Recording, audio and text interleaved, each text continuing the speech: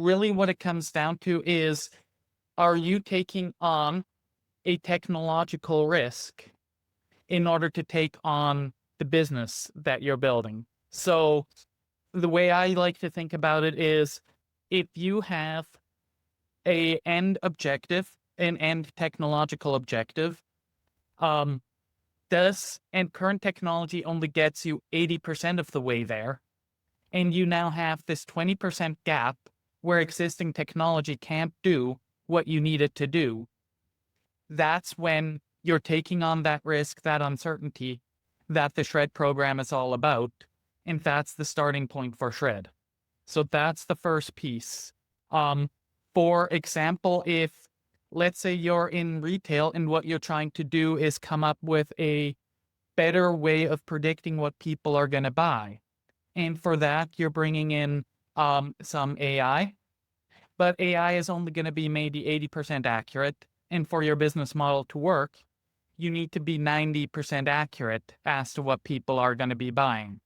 So moving that from the 80% accuracy to the 90% accuracy is where your technological risk is. And that's kind of the starting point.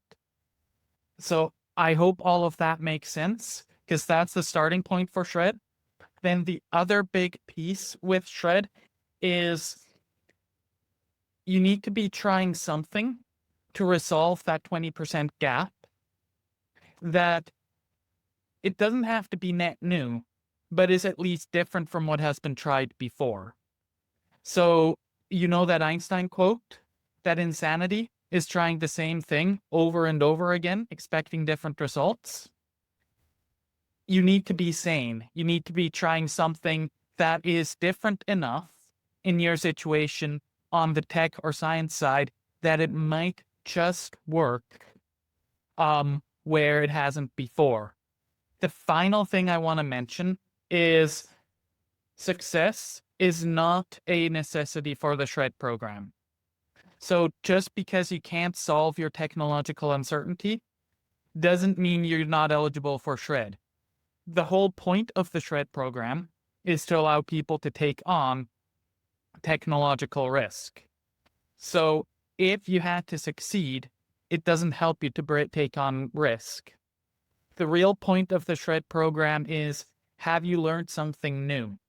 Have you learned something that you didn't have access to before, either through Gemini, ChatGPT, or Claude, or online, anything that is now more or less uniquely yours?